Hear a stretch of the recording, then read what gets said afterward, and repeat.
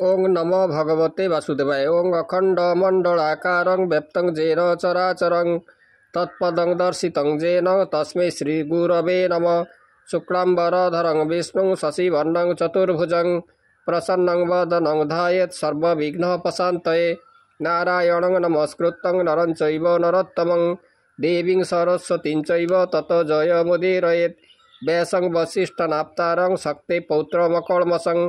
पराशरात्मजं वन्दे सुखतातं तपोनिधिं। व्यासाय विष्णुरूपाय व्यासरूपाय विष्णवे नमो वै ब्रह्मविदये वसिष्ठाय नमो नमः। अच्युतर्वदन ब्रह्मा दिव्यहुरो परो हरि आभालोलोचन शम्भुर्भगवान् वदरायण। ओं पार्थाय प्रतिबोधितां भगवता नारायणेन स्वयं व्यासेन ग्रथितां पुराणमुनिना मध्ये महाभारतम् अधीतामृतवर्षिणीं भगवतीमष्टादशाध्यायिनी मम्बत्तामनुसन्दधामि भगवद्गीते भवद्देशिणी। नमस्तुते व्यासविशालबुद्धे फुल्लारविन्दायतपत्रनेत्र जेन त्वया भारततैलपूर्ण प्रज्वलित ज्ञानमय प्रदीपः प्रपन्न पारिजाताय स्तोत्रवेत्रैकपाणये ज्ञानमुद्राय कृष्णाय गीतामृतदहे नमः। सर्वोपनिषदो गावो दुग्धा गोपालनन्दन पार्थवत्स सुधीर्भक्तां दुग्धं गीतामृतं महत्। वसुदेवसुतं देवं कंसचाणूरमर्दनं देवकी परमानन्दं कृष्णं वन्दे जगद्गुरुं। ओं शान्ताकारं भुजगशयनं पद्मनाभं सुरेशं विश्वाधारं गगनसदृशं मेघवर्णं शुभांगं लक्ष्मीकान्तं कमलनयनं योगिर्भिध्यानगम्यं वन्दे विष्णुं भवभयहरं सर्वलोकैकनाथं। आज आम श्रीमद् भगवद गीता नवम अध्याय जहाँकि राजविद्या एवं राजगृह योग तार आम प्रथम भाग आज आलोचना करवा। इदं तु ते श्री भगवान वाच इदं तु ते गृहतम प्रवक्ष्याम न सूयवे ज्ञानं विज्ञान सहित जज्ञाता मोक्षसे शुभात्। सत्य ज्ञान एवं तत्व ज्ञान बल चित्त को शुद्ध करें काम वासना रही है।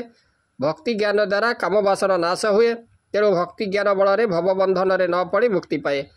श्री भगवान वच जेणु अशेष दर्शी तु ही तेणु कहबी तते मोहि सत्य ज्ञान तत्व विज्ञान यति गुप्त आख्यान ध्याने चित्त को शुद्ध करी संपूर्ण अज्ञान न हरि काम जे रही थाए तार ध्यान रु ज्ञान श्रेष्ठतर ज्ञान जा हुई प्रकाश सबुले काम करे नाश ज्ञान जे मुक्तिर कारण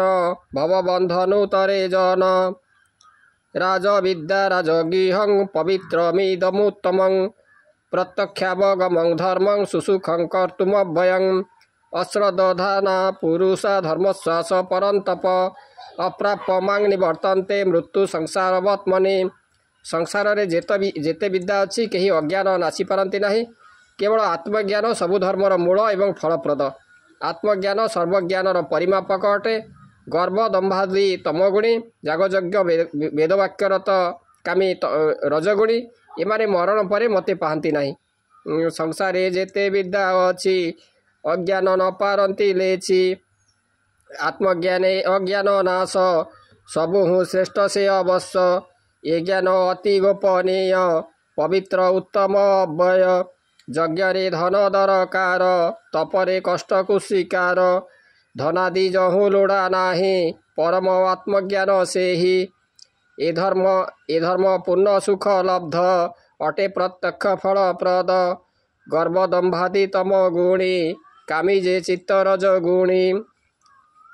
मया ततमिदं सर्वं जगद व्यक्तमूर्तिना मत्स्थानि सर्वभूतानि न चाहं ते सवस्थितः। मो अव्यक्त भाव में जगत रे व्यापी रही समस्त भूत मो देहरे बसे मु बसे नहीं। मो शरीर अव्यक्त इंद्रिय गणकर अगोचर अटे। देव वचने मोह के जाग यज्ञादि करई के चित्त दिए कुकर्म रे संसारे भ्रमे निरंतरे मरण पूर्व भव पथे मोते न पांति कदाचिते अव्यक्त स्वरूप रे मोहि जगते व्यापी रही छे सर्वभूत मो देहे वास मुत ही न करे निवास कुंडले मूर्ति यथा थाई सत्ता तो लिप्त न हुई एणु अभंग अटे मोहि आकाश परि प्रकटई अव्यक्त अटे मो शरीर इंद्रियंकर अगोचर न च मत्स्थानि भूतानि पश्य मे जोगमेश्वरं भूत भून्न च भूतस्थ ममात्मा भूत भावनः चराचर भूतगण मो शरीर रे न थांती मात्र मु सत्ता रूप रे थाए मो अंतर रे निर्लिप्त स्थायी सबु देखे काहिरे लिप्त हुए नहीं ए चराचर भूतगण नाहंती मो अंगरे जान मोईसी शक्ति असंभव संभव करई पार्थिव सर्व करई करु थाई अंतरे निर्लिप्त रे थाई जल को स्थल मेरु रेणु वज्र को तृण करे जेणु एपरी समर्थ बहई कहार स्पर्श जेनु हई पद्मपत्र रे जल परी संसारे क्रीड़ा जे मोहरी जेणु मु जनक अटई मो आत्मा लिप्त रहे काही यथाकाश स्थित नित्यं वायु सर्वत्र गमहन् तथा सर्वाणि भूतानि मत्स्थानि तु पधारय सर्वभूतानि कौन्तेय प्रकृतिं जानति मामिकां कल्पक्षये पुनस्तानि कल्पाद्दु विसृजाम्यहं गतिशील वायु आकाश रे थिला परी सर्वभूत मो देह रे थिले मध्य मु न थाए मोर दुर्जय शून्य देह को केवल भक्त जाने तारी भावरे मु बंधा मोर त्रिगुणमया जगत को घेरी रही उत्पत्ति स्थिति लय त्रिकाल रे मु निर्लिप्त जेपरी गतिशील बात आकाशे कले अवस्थित आकाशे से लिप्त नु हई आकाश तहि न लिप्तई जेपरी सर्वभूत गण मो देहे थांती हे अर्जुन लिप्त नुहंती मो शरीरे मु लिप्त नुहई तहि रे दुर्जय देह मोर शून्य भक्ति भाव रे मु बंधन त्रिगुण माया जे मोहर जातक रई चराचर जुग क्षय रे लय नाही जुगारंभे तहि जन्मई एणु उत्पत्ति स्थिति लये निर्लिप्त मोहि कालत्रये प्रकृतिं सामवष्टभ्य विसृजामि पुनः पुनः भूतग्राममिमं कृष्णं मवसं प्रकृतिर्वशात् न च माङ्तानि कर्माणि निबध्रन्ति धनञ्जय उदासीन वदासीन मशक्तं तेषु कर्मसु जगतरे जेते जीव समस्ते प्रकृतिवश प्रकृति शक्ति बल माया पड़ी भवे जन्म हुअन्ति ईश्वर प्रकृति साहाय्य बारंबार संसार सर्जना करती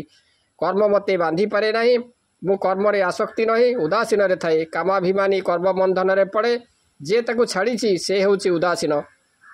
ए जेते भूत ए जगते प्रकृति वश परायते